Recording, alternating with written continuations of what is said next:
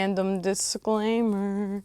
This video contains topics of self-harm and suicide, and if you don't want to hear about any of that, or if it makes you uncomfortable in a way that could be damaging to you, I suggest that you click off this video and go find something else to watch. With that being said, enjoy the video. Close your eyes for a moment. Close them for a moment. Picture this. You're a child. You just bought a new game. Pokemon, as they call it. You boot up the cartridge and you play it for the first time.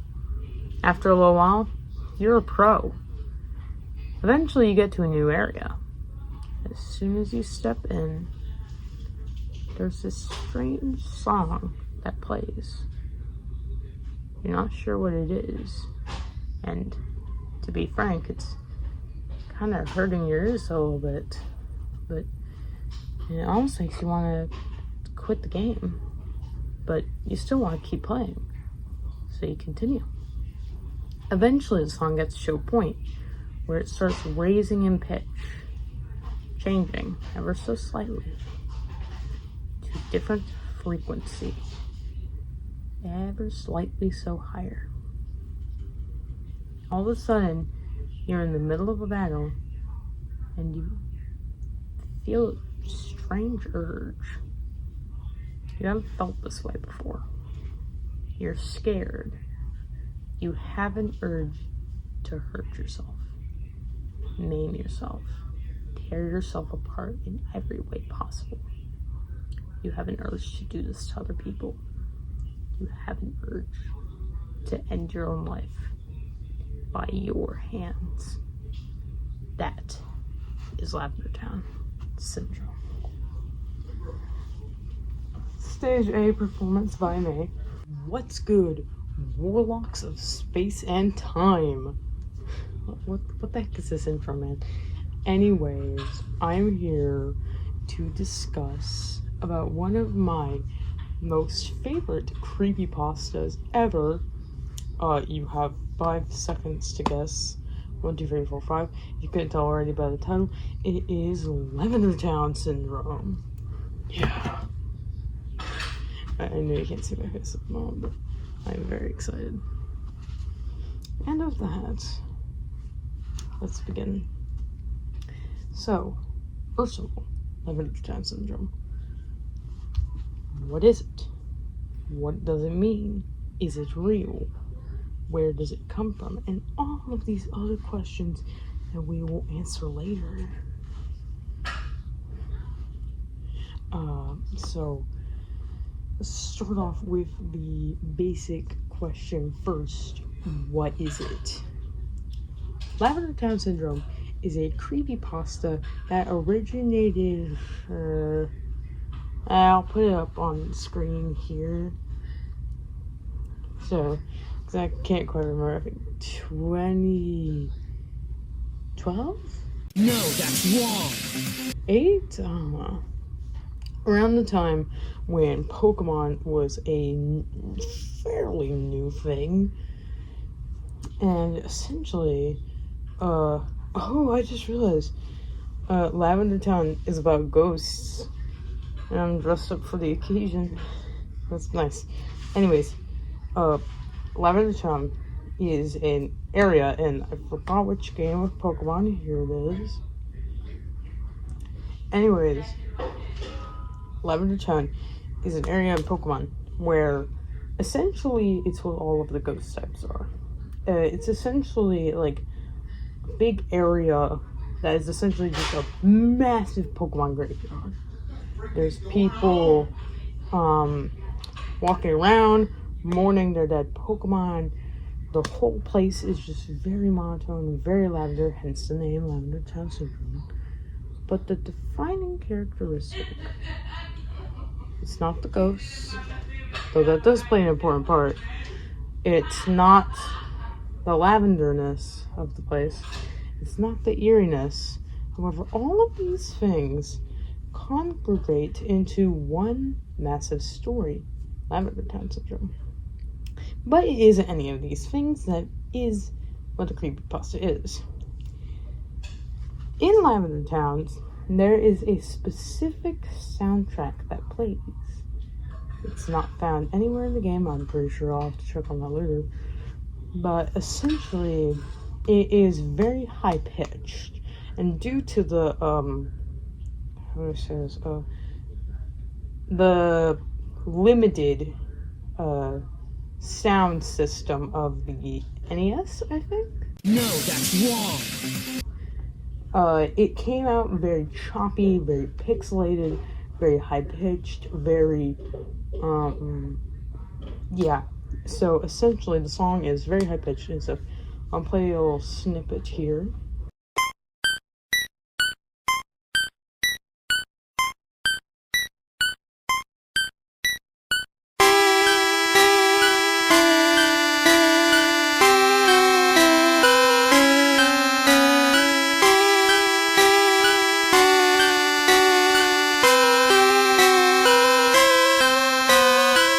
Okay, good. You're back. Yeah. Essentially, that's what Lavender Town Syndrome. No, Lavender Town. But that's what Lavender Town is. So, Lavender Town Syndrome is a creepypasta that forms from the song that I just played here, where essentially a story was going around that the pitches in the song were a very high frequency that only children and teens could hear, which made them, well, I don't care about demonetization, so it made them want to hurt themselves and kill themselves in ways that were, usually by hanging or jumping off the buildings, as I recall. And those who did not, off themselves were, they became, like, erratic, and they basically went crazy. So essentially, in short, Lavender Town Syndrome, high-pitched music, frequencies that make children want to kill themselves and hurt each other and hurt other people and hurt themselves. It's very bad. And the legend says that after this point, Nintendo made a edited version of the cartridge that essentially kind of brought down the volume of the song, and then they shipped that out. But some copies with the original song still remain to this day. With that being said, now then, we've answered what exactly Lavender Town is and what Lavender Town Syndrome is. Now, is it real? I'm gonna make this short and sweet. No, it's not real. However, I did hear some whispers and murmurs while researching that someone, I'll have to research this later, so I'll put in a disclaimer if this information ends up being wrong, but essentially I heard a story where a child did kill themselves around the same time that Lavender Town craze was going on, but that was purely coincidental and it had nothing to do with it, but it also sparked the whole panic of it. And now then, while Lavender Town isn't real, the impact it made certainly is. I remember hearing a lot of people say that back in the day, they were like so terrified of hearing a snippet of this song because they thought it was gonna like make them do crazy stuff. And I think I was even a bit scared of it. I was even a bit scared, and then I heard it one day by accident. I was like, oh, this isn't actually, well, I'm not dead, and no one around me is dead, so I guess I'm fine. Myth busted. What are these anime poses I'm doing, bro? But anyways, Lavender Town made a lot of people afraid of the game and of Lavender Town in general. And to this day, Lavender Town remains a staple in Pokemon creepypasta culture. If you hear anything about Pokemon creepypastas, someone is going to bring up Lavender Town. That someone will probably be me. I love Lavender Town.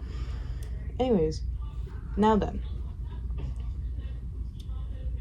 as we come to a close, I will, or a close at least for this section.